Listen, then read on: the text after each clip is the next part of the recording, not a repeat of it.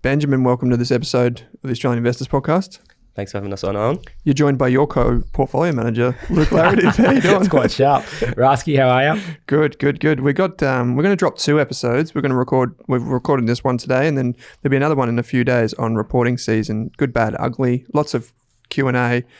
People sending in their stock suggestions for us to take a look at. We've got some charts to pull up for people that are watching, a few metrics and that sort of a thing. But clearly, let's start with the good stuff. RPM Global, massive news, fund holding. You guys have been talking about it for a long time, maybe years here.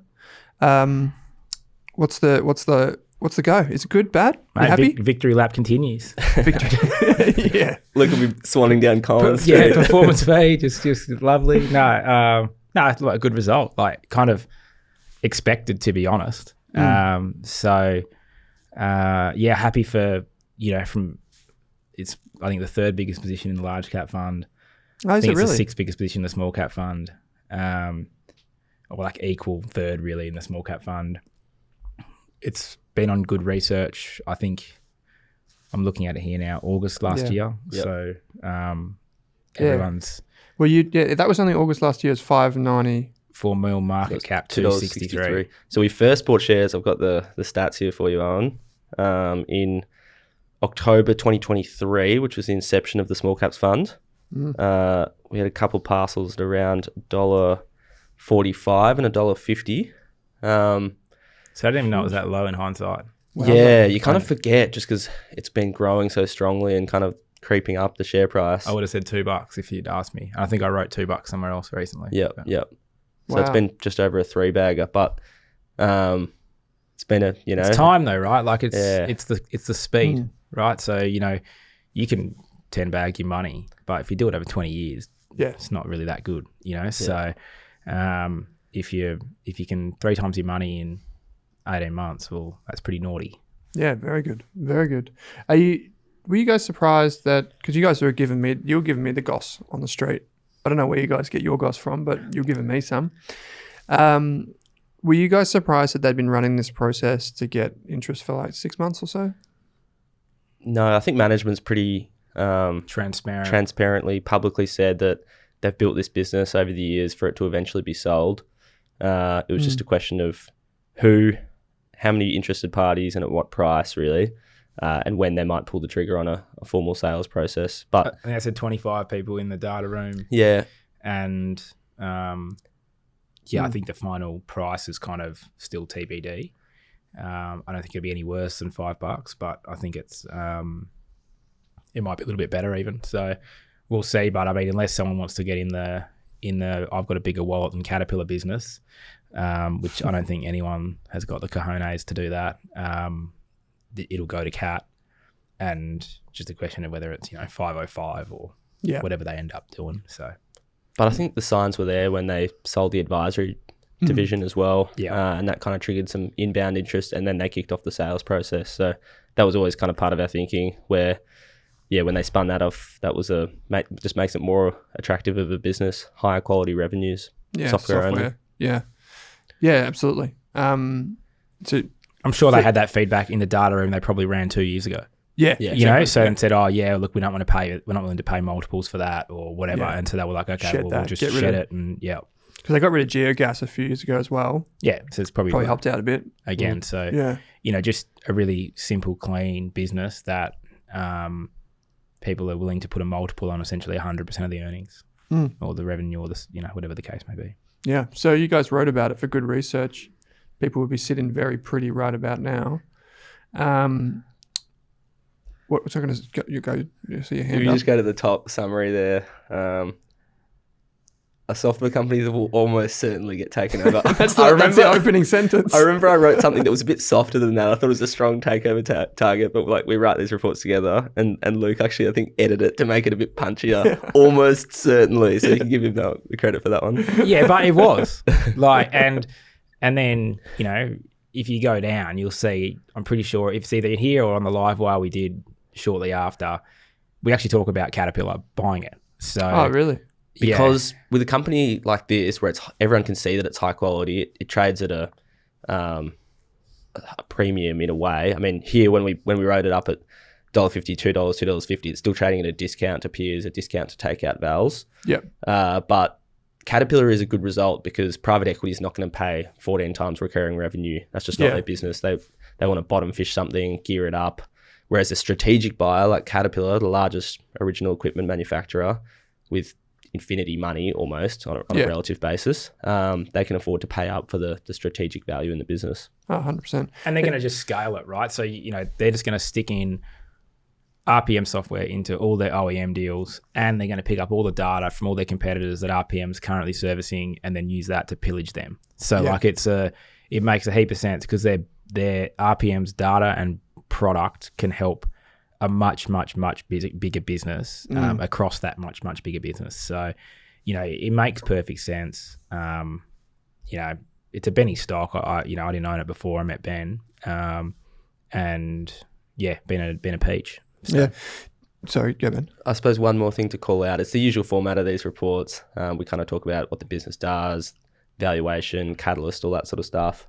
If you scroll down to For anyone listening, we're talking through the good research report. Is there any spots left? There's no spots left. It's waitlist only. No, it's waitlist only at the moment. I think there's 50 odd people on the waitlist. So it does move though. We send out, if the spots come available, we're sending out emails to people, giving them 24 hours to sign up. It's $5,500 for the year. So you'll end up getting sort of 24 of these for your five. Otherwise, you just invest in the small cap fund. Yeah. Otherwise, if you're a wholesale client, you can just invest in a small cap fund. Or if you're a family office, then, we can do a custom mandate for you. Yeah. Wait, so on that family office custom mandate, mean that you would, groups that a bit more money. 20 mil. Yeah, 20 mil. Yeah. Yeah. You would say, these are our trades, these are the portfolios, and anytime there's a change, you would let them know, and then they would implement on their own side of town? Is that that's what happens when you do if you do a super fund, industry super fund. Also for a family office, we would probably get a managed discretionary account organised for them. And it would just say, this is the mandate. It's going to have X allocations to these areas. We're going to do this kind of work for you. And, but we're not going to do this kind of work for you. And then we'd probably liaise with the in-house sort of CFO or whoever their head of investments is to, I suppose, report monthly, quarterly, whatever the, agreement is. Yeah. So it's a bit more bespoke. Yeah, look, I mean, I don't think there's any extra value in them, to be fair. I would just use our products. I'm not running bespoke mandate for myself, so I don't think it's any better than what we already do. But some people, they just want to be treated special because they got a lot of money, and that's okay. As long as they're willing to pay, I don't mind. I could see the Laretive family office in 10 years having a bit of a chateau down in Torquay there. Just on the Victorian coast. That's what he's got now, essentially. yeah, jeez. He only comes to Collins Street when he has to. Yeah. That's 100% correct. What were you going to say, Benny, about this? Just kind of, at risk of tooting our own horn, we've kind of laid out the thesis here. Index inclusion, ASX 300, which happened. Management's got a background in selling similar software businesses. Yeah. It's kind of all come to the fore. And if you just go down a little bit further to where we talk about, who's the buyer? We've mentioned Caterpillar, Hitachi. I think those kind of other players we mentioned were also in the room. Komatsu.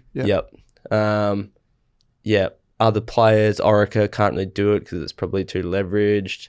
But the whole thesis is there. We've talked about what we would do. This is the other funny thing is that they actually sold down around the time we wrote the report because there was a marginal guidance miss on some quirk where a customer converted or got knocked into the next period or whatever. It was something super temporary, and it was just a good buying opportunity. But if you go down to the valuation piece, just up frack there. Stop. Go down. Sorry, sorry there. I think this is kind of a good example of how we think about things. So we're not trying to just chase the share price up into infinity. We've got to be, even if it's a growth stock that appears expensive on face value metrics. We've talked about the value of kind of looking at historical PEs on Google Finance and lack thereof value. But that kind of shows value. Our thesis. We thought it was worth $3.50 to $4 based on the current earnings. It was trading at $2.60 at the time, remember? Sure enough, it did kind of grow, I suppose, to our expectations on conservative numbers there. And then we thought our valuation increases to $4.50 to $5 on a medium-term view. Obviously, the 2 to 3 year view has probably accelerated into a 1 year, given that they, spun off the advisory, grew a bit faster than expected, a few things like that. And you put on a strategic premium when you take over a business, and Caterpillar willing to pay more of a premium. So that's kind of how it's played out.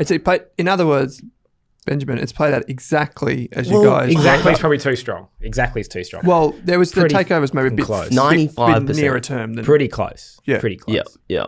So, I mean, it's satisfying to have a win, but, we know it's not all, doesn't always go like that, but it's worth showing people what we're doing. It doesn't always go like that. Mermaid Marine, De Grey, Infomedia, last episode we talked about. Last week, RPM Global. I'm missing one recently as well. PointsBet. Yeah. Like, we've had 5 in 2 years. Yeah. So not even 2 years. We're 2 years in October. So, like, we're talking about this yesterday. It's actually no fluke. Like, we legitimately know how to do this now. So, it's been a significant driver of, what will be at the, obviously put our August numbers out, like 30-something% per annum return since inception. So, yeah, I don't think you can really say, I'm glad it's worked out. Like, you and I don't think, I hope that works out. Like, we actually fully expect it to work out. Do. It's just a question of time, right? Yeah, research, and that's what you're paid to do. Yeah. Correct. Yeah. So, yeah, cool. Okay. Antipa's next. Well, different business. Totally different. Well, which one do you reckon go next? I think Antipa before Christmas. Still think Antipa's a good chance. Yeah. I'm pretty sure, what's that company called? Greenland? Greatland Gold. Greatland. They would have to be listening to the podcast, surely. That'd be crazy. The Greatland Gold shareholders really don't like me. They really don't like me. Keep tagging him on LinkedIn. They're really after me. Really? Yeah, I mean, I'm going to end up with, like, a horse's head in my bed from the Greatland Gold shareholders. They really don't like me. But I'm right and they're wrong, so tough titties. Yeah. But that's, but they would be not paying attention to this podcast. I mean, they should, but Greatland stock ASX. Here we go. Should just put in the ticker symbol. It's been whacked. It's been whacked. Now it's getting ramped by a couple of fund managers. It's going to be hilarious when they put a script bid in for Antipa in the next 2 months. But in the interim, we'll pretend like those fund managers actually think that this stock's worth anything more than $5 a share. Yeah. Okay. Because it ain't. Love it. Okay. So, a few people have asked me, Benny, do you guys ever buy stocks like, picking up pennies in front of steamrollers? Merger arbitrage, where you buy a stock after announcement, or like if you get some sort of whiff? It's a tough game. They can fall over. You don't always get more bids coming over the top, and generally you just get left with a risk arbitrage return of 5 to 10% or some small premium to the risk-free rate. So you're kind of playing for the last mile logistics. Yeah. We're not really in the business of buying stocks to make 5%. Now, if you're doing it at scale across the entire world, and you're doing it, as an arbitrage fund that runs, 36 different arbitrage strategies, of which that is one, sure, there's money to be made there. If you're one of these people who love making 3%, sure, go for it. But we're just not going to really spend our time, energy, or sort of brain power chasing those kind of low return opportunities. You're constantly chasing the 3% returns. I mean, we're probably just gonna move on, and we're happy to leave that 5% on the table for somebody else. So RPM Global, we won't be selling that, I don't think, in the near term. Right. Few reasons for that, some of which I can talk about, some of which I won't.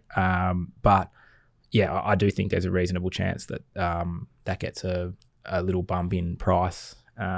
Not from anyone different, just in the wash up of the deal. Right. Because I don't think $5 is like ultra expensive. I think, especially for Caterpillar. And they don't care 50 cents either. Like, they wouldn't give a shit. You know what I mean? Like, it's not really. Yeah. Not really any material money for them. The fact that the takeover bid price is $5.00 tells you all you need to know, really. They didn't really value it. They were like, "What will you take?" And they're like, "Oh, $5 would be all right." And then just sit there like it's, yeah, no worries. Like, it's sort of nice round figure. Yeah. Yeah. it's which is bizarre to me because that could be millions of dollars swing either way from $5.00 and $5.01 or $5.05. Like it's massive. Well, the most important thing is they get a deal done, and they've got this little exclusivity period now. So yeah, it'll be fine. But I don't think we'll be selling our stock at $4.70 or whatever it's trading at the moment. Oh, is it still that far below? That's implying a little bit of uncertainty then. A little bit of uncertainty. I mean, there's still the 4 weeks due diligence and. But I mean, you've been running a process. Yeah, for that long. You've had that many people in the data room. Data room would have been chock-a-block. Like, it would have had every piece of information you need to make a decision. So, I know that on the call, management were pretty conservative, I suppose, in the way they talked about it. And it wasn't, they definitely didn't come out and say that it's a deal, it's a done deal. But I think, why would they? Yeah. It leaves the door open for someone to come and do a last minute bid, push the price up if they really want it from Komatsu or whatever. Someone who does have deep pockets and wants to get in the boxing ring with Cat. And even if they don't get that, it still leaves room for Cat to be able to wiggle, a little bit. So I think we're, I wouldn't expect anything less. And I don't see it as 30 cents uncertain, that's for sure. And the downside is it resumes trading back at where it was and the business is still great. Don't agree with that, but I think that's highly unlikely. Yeah, fair. Okay, so maybe a couple of takeaways from you, Ben, and then we've got some questions that we'll get through, some crackers, some shockers, a little bit of everything in there. So talk about I don't know. I only put this in. I only made this. There's two reasons. There's a question here about emerging markets. It's one because they made a play on the nickname, and two because it's emerging markets. That will come up in a minute. But takeaways for RPM, like what should people remember? One is that RPM Global, despite being $1 billion takeover now, has very minimal broker coverage. So it's not covered by any bulge bracket brokers. Maybe one mid-tier and one really tiny one off the top of my head. So it's just a really good example of a stock that's it doesn't need to raise money, so it doesn't attract brokers. So if you're just relying on broker research, this is not going to pop up into your inbox. So I actually sent you a chart, Owen, on kind of our portfolio in the small caps portfolio versus the benchmark and what the metrics are. Analyst coverage is one of those. So we think there's a real edge in finding quality, growing companies at good prices that are below the radar of kind of mainstream fund managers and retail investors. So our average holding has 4 analysts covering it versus the average holding in the benchmark, the small ordinaries benchmark, is 10 analysts. And just kind of think it ties in neatly to the portfolio we're trying to construct on an ongoing basis. So I actually like this metric here, more alignment. So in the portfolio, 28% management ownership versus 21% in the benchmark. That's pretty cool. Yeah. It's a great start. Management's super important. Incentives are super important. Yeah. And I mean, you're not going to learn about management listening to calls. You've got to get on the road. You've got to meet them. You've got to spend time with them. You've got to do research on them. You've got to speak to their previous employers. You've got to speak to people who have worked for them. It's not just listen to the call. Like that's, you're not going to learn shit on the call. Yeah. Double the return on invested capital. Yeah, but that's not hard. The benchmark 20% of the index. 20% of the index is rate. Yeah. So so 9.3% for people listening. Yeah, but anyway, I think probably the things that people can learn from the RPM Global Takeover, and if they've missed that, can make money on the next thing, is remember that strategic buyers don't care about valuation. They'll pay pretty much whatever it takes to get the strategic fit. And I think the rule of thumb that goes you should never just buy a stock for a takeover is correct, except for the one exception to the rule, which is unless the earnings are going up. Yeah. And if the earnings are going up and it looks cheap on that basis and you get a takeover opportunity, that's often actually a really good setup. So I'd keep that in mind because I know you're going to ask me next. I'll just beat you to the punch. I think that probably the next stock that fits that criteria is Qoria, QOR. Which we spoke about a couple of weeks ago. Spoke about a couple of weeks ago. it's on 6 times EV to sales. It's kind of like buying RPM Global at $2.55. Yeah, someone actually said that because we were talking about on social media. We're talking about SiteMinder, Life 360, and a bunch of other calls recently that absolutely blitzed it recently. And someone said, "Is this the RPM Global? Was it the RPM Global of families or something?" They said on social media. I don't know what they're on about. But in terms of Valcomp, it's like buying RPM Global at $2.55. Okay. So QOR for people listening at home. And for good researchers, I'm sure there's research on that. There is not. There's not. We can't cover them all, even though we do provide a lot of ideas, 2 a month, which is a lot of work for Luke and I to do for the subscribers every month. Penny's sinking. Boy, are they getting good value though. They seem to be at the moment, definitely. So we do have a lot of questions that sent in for you guys. Companies, like just general questions, a bit of fun in here. Now I'm going to ask us to do a bit of quick fire. So let's not dilly-dally with the answers. Let's get to the meat in these sandwiches. Can I just go quickly though? I've got a few concerns about your audience. Yeah, go for it. So the questions you sent through, there's some hallucinations in there for sure. Yeah, there is, and a few red wines in hand. I think that the style of investing or punting that they're actually doing is bad. Like, I think they need to have a good hard look at yourself. You know, I don't think that a lot of people are doing good investing. By and large, if this set of questions is representative of I think the group, I think there's maybe one or two sensible ones in there. Mixed bag. Yeah, it's a mixed bag, but I do think people need to spend a bit more time learning how to actually invest and a little bit less time worrying about like the hot speculative. Yeah, there's a few punting speckies in stocks, here. and it's not how we invest. It's not what we do. So yeah, just a Luke comment. Yeah, okay. So what Luke's saying there, I'll translate that. So he's saying like focus on improving your skills and less on the flashy lights, which we'll come to because there's a couple of questions in here about these types of companies. But as we get through to them, just remember that any of the information that we deliver on the show is general in nature. We don't know needs, goals, or objectives, so don't act on the information until you've spoken to your financial planner. Past performance is not always indicative of future performance, and there's an FSG available on the Rask website. The first question comes from Mal. I don't know why this was directed at me, but hi Owen. I hold stocks in DroneShield, which are tracking very well so far. I would be interested to know how the ticker, which is that tool, analyzes it, but I thought it'd be better for you guys to just riff on this for a sec. Like, what do you know about DroneShield? Is it investment grade? No. Okay. Ben? Well, there's your short answer, but slightly longer answer. It's been the most popular retail stock in recent times. I think it's the key takeaway, which Luke and I often discuss, is there's a big difference between investing in a thematic and investing in a business. So I think a lot of people are buying DroneShield because they think, government spending on defense is going up. There's lots of geopolitical turmoil and conflicts around the world. Yeah. Therefore, DroneShield stock is going to go up. And it's like, that's a dangerous, dangerous momentum trade. You're talking about a company that's done a maiden profit of $2.1 million in first half 25, up from a loss of 4.8 mil the year before, which is impressive on a standalone basis. But this is a $3 billion company. So you're paying a lot. There's a lot of implied growth in there. And it's not like it's a recurring revenue, high quality software business. This is a lumpy contract business that directors have sold almost $14 million of stock last time the DRO stock price went on a run. Boom. Oh, really? They sold?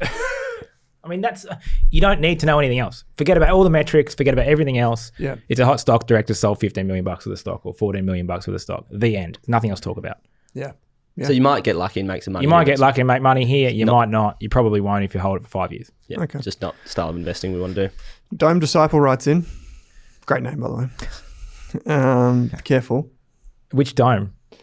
Me or you? I'm going to guess it's you. They worship you. What is the equivalent of the Seneca Small Companies Fund for emerging markets? What would Luke/Ben put their own money into for an EM exposure? I'm probably going to, I don't know if there is one. So let's start with that. There's only one Seneca. Yeah. But secondly, like, what would you guys do with your own money? Is probably the general question around that. Well, I mean, we can address the question. There's Sure. There's a Seneca Global Equity strategy which invests in 4 to 8 fund managers from around the world, which includes, emerging market managers. What's it called? Seneca Global Equity SMA.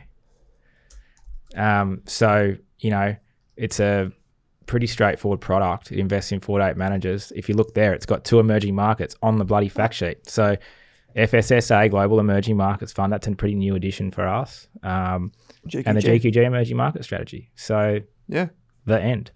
So we think there's opportunities in emerging markets. There's heaps of value there. We're overweight emerging markets. 2 reasons why that strategy's underperformed the MSCI All World Index is ex-Australia is because of 1, currency. Yep. It's a big one on this particular for the time period we're talking about, and 2, because we've been underweight like US tech and Tesla and all that shit. So and Nvidia and all that stuff. So I think this strategy will come good. We expect we're overweight emerging markets, and we think that's a good place to invest. It's where the value is, and yeah, that's how we do it. Cool, like it. You got some cool funds in there, by the way, as well. That AORS fund was large cap, but you got Fairlight in there, PM Capital. Good. Yeah, there's good another. funds. There's another. So I think there's 6 in there at the moment, but yeah, we rattle off 5 in alphabetical order every month. Yeah, cool. That's a good one. Future Domers says, a question for Dome Dollar. Do you have any thoughts on Elsight? That's ASX ELS. I'd never heard of the thing. A drone chip company, great margins, recurring revenue model. What do you think we're going to say about this? I think it will be the next defense stock. I'm going to say it's similar to DroneShield, but they said, P.S. the weather in Turkey is pretty nice at the moment. Fancy a trip. I think that's super audacious. My best mate, one of my best mates lives in Turkey. Actually, got a gold mine over there, so I'm due for a trip. You come back with your perm, mate. I might come back with the old afro. I might come back. You never know. No, I just migrated down my back, my hair. I didn't lose it. Just migrated. So yeah, Elsight. No, nothing. I know nothing about it. Well, you can pretty much copy and paste the same comments from DroneShield. Just quickly, I mean, what would you be looking for if someone came through with a drone thing, and it's also in this market where there's like geopolitical tension? And is there any short available? Yeah. No, but what would be your first instinct? Would you just check fundamentals, like you'd go straight to cash flow? Just check my prime broker is on speed dial, so I can borrow as much stock as humanly possible. Fundamentals. And what does the business do? I bet you 9 out of 10 people asking this question wouldn't be able to tell us why they've got a particular niche that they can do whatever they're doing better than the next company and large multinational companies that do the same thing with massive budgets. Like a little company on the ASX that's been listed in 2017 or whatever it was, does technology for drones and autonomous vehicles, connectivity, gives them reliable signal. It's just thematic investing. Open up the financial reports, you'll see that it's, again, massive market cap, not making much money, swept up in defense hype. Yeah. Yeah, okay. So what's your incremental edge here? Yeah. So what is the actual edge of this business? What is like... Yeah. If you can't answer that, what's your edge as an investor is what Ben's pointing to, right? So, I think that you don't know anything except what's the broad-based narrative on this thing. I mean, I can tell you just by looking at the share price chart what this business is. It's just playing on defense spend hype. I mean, you could overlay. I mean, these aren't as hypey businesses, but you could overlay DroneShield. You could overlay Austal. You could overlay that other defense thing we looked at recently. Mm-hmm.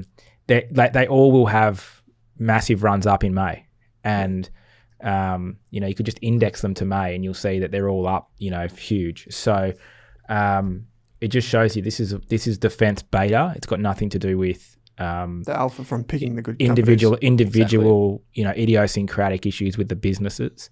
And typically, I would suspect if you then weighted your portfolio of these defense stocks by market cap, you would find the biggest ones, the weakest performers, and the ones that are the smallest, the best, simply because of liquidity. And there's probably like 20 new ETFs that have got invented in the last 6 months that are all chasing these same 40 companies from around the world. So, plus, people on CommSec every day, dumb money bidding it. So, I just if that's what you think investing is, all power to you. I look forward to taking your money and putting it in my pocket.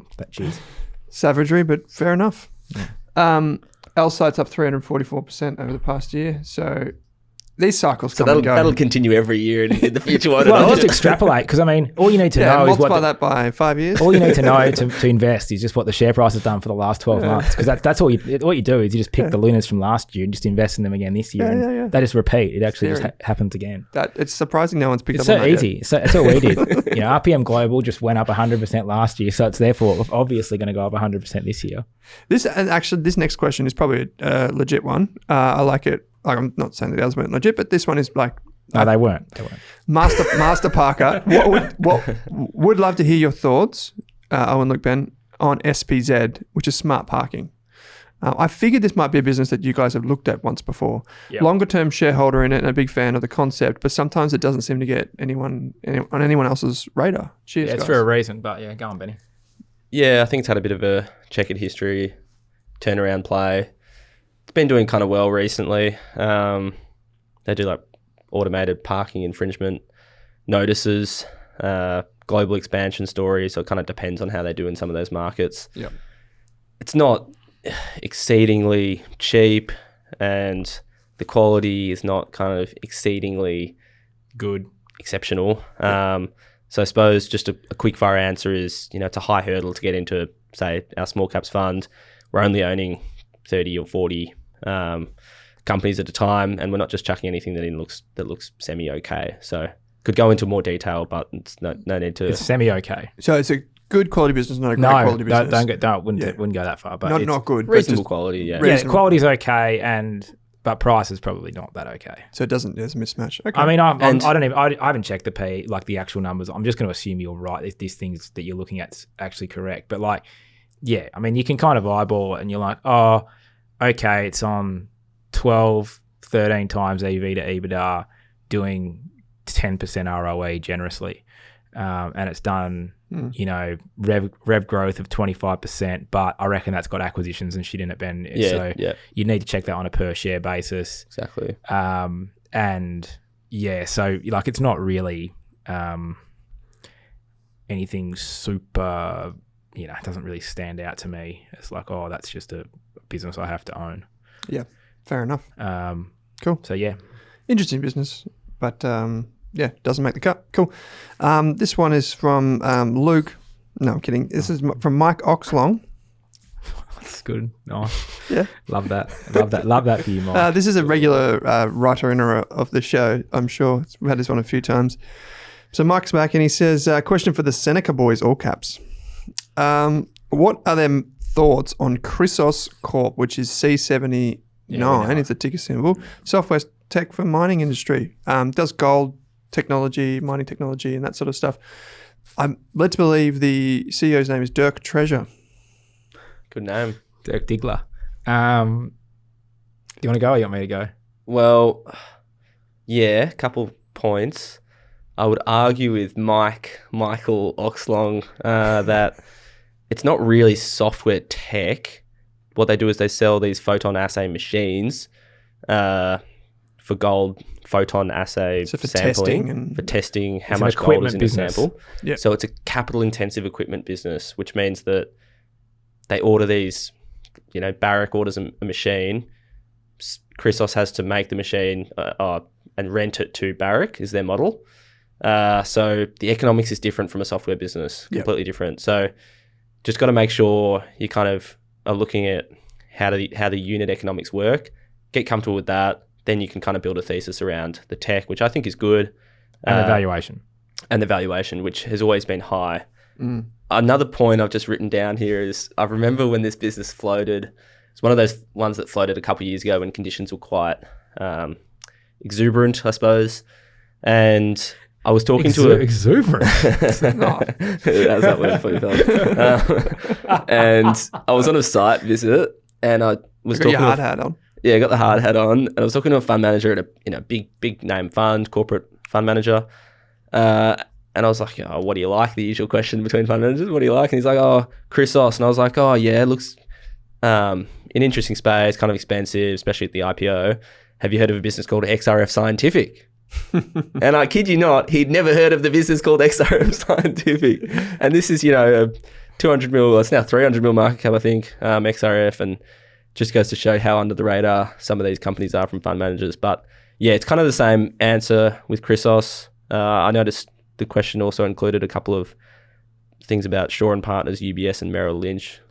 Benny and I had a laugh about this yesterday, but I mean, you need to understand how the industry works, right? So if people think that like because we have meetings or coffees or beers with management teams, like we care about them or we're going to do them favors and talk about their stock. It's not how it works. Companies employ brokers to raise money for them. Brokers offer research coverage to attract so that they can attract companies, and then we are clients of the broker. So the broker, they all sling us ideas and opportunities to meet these companies, and then we just say yay or no, we want to meet them, and make up our own mind. They provide us with research. We don't use it, and certainly I wouldn't, just because a broking firm or an investment bank has got a buy recommendation on it does not mean that any money is actually going into that stock. Yeah. You know, like when I was at Shaw's, they would have had a buy recommendation on 60 companies. Like if you look at the broker share on Iris every day, like you probably see that ComSec's like the most active or whatever, you know. It's not don't confuse broker research with actual money moving hands, because it's not necessarily true. Would you say broker research is good research? No, it's useless because it's conflicted and Benny's smiling over in the back there. He wants to go, but it is it's conflicted in nature. And remember, like, it's free. So like all products that you receive for free, if you're not paying for the product, you are the product. Yeah. So like, you retail punters out there reading broker research every day, the reason why they write it is for you to read it and for you to buy the stock, reduce the company's cost of capital, make them have to issue less shares for the same money, and then pay the corporate advisor or the broker a big fee. Yep. That's how the game works. So if you don't know how the game works, you got no business doing this shit. Okay. I was going to say exactly that. There is a reason why research is free. Yeah. And on that note, there is a reason why good research is not free. Okay, good. I see where the name comes from. Final question comes from Paul, aka The Factor. To Luke and Ben, after reading too many investor books and trying to stay in my circle of competence in 2020, I started investing in an Australian software company called Objective Corp, which is OCL, ticker symbol off the top of my head. Yep. It is. Question, why doesn't anybody talk about this stock? And question 2, do you have any owner-led companies that are similar to it, but still early in their life cycle, companies that may be flying under the radar due to consistent but quiet execution, maybe in a niche market? P.S. Love the banter. Cheers, Paul. Thanks, Paul. Yes, we do. They're in the fund and they're on good research. So buy the products. The end. Come on, Paul. Yeah. All I heard from that question was love the banter. So I'll take that, Paul. But no, agree with you on Objective Corp. I think it's a really good question.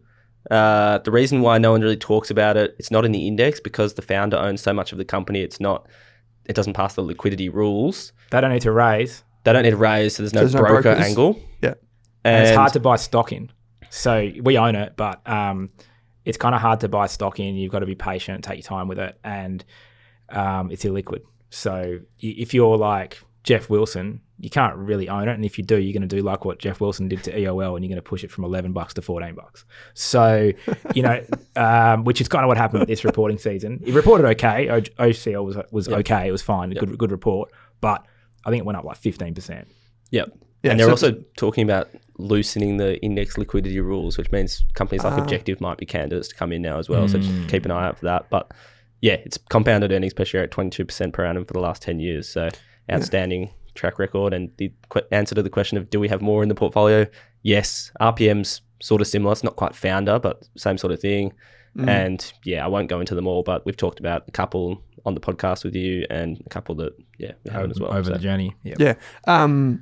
Really good business for people that don't know. Software business for like a lot of councils, a lot of corporates that use it for data management, all those types of things. It's really, really cool. Great Australian business. So good one there. Okay, so we're going to round out today's episode. We've got another episode coming in a couple of days talking about a few different things. We'll be talking about Australian ethical, PME 360, Ordinate, all that's coming up soon. But I think you guys have demonstrated time and time again on the show the importance of having a process, the importance of portfolio construction, and more importantly, I would say, is just in recent years, a lot of things have gone up and people think that they know what they're doing. And I think that that is a risk on the downside potentially in the coming years. So you guys have demonstrated that time and time again over the years here. So firstly, thanks for sharing some good tips with the community. But secondly, if you're watching this or you're listening to this, yes, Seneca is a sponsor of the show, but also you can But reach we do out. that because we like you, Rasky. Like, it's not... It's altruistic. Supporting local business. Supporting local business. You know, Yeah. got to keep your kid fed and your wife watered, you know. It's Yeah, that's it. Yeah. But no, seriously, head to Seneca, fs.com.au.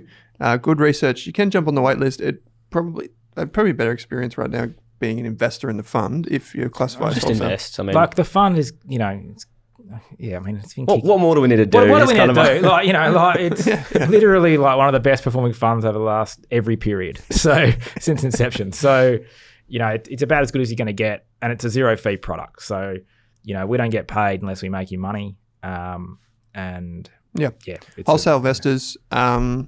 100 grand minimum. 100 grand minimum. I'll put a link in the podcast player as always, but go and check it out. You've heard him here on the show plenty of times, so we should showcase some of the research today. Well, good chatting to you both as always. Pleasure, mate. Looking forward to the next episode, so appreciate it. Cheers, mate. Thanks, bro. Thanks for watching this episode of the podcast. If you want to hear more from us, you can get daily videos and podcasts on Rask's YouTube channel, or if you want to enroll in a free course on investing, property, business, money, you name it, you can join over 34,000 other students and enroll in a free course on the Rask website. Simply head to www.rask.com.au and follow the prompts. Thanks for watching this Rask podcast.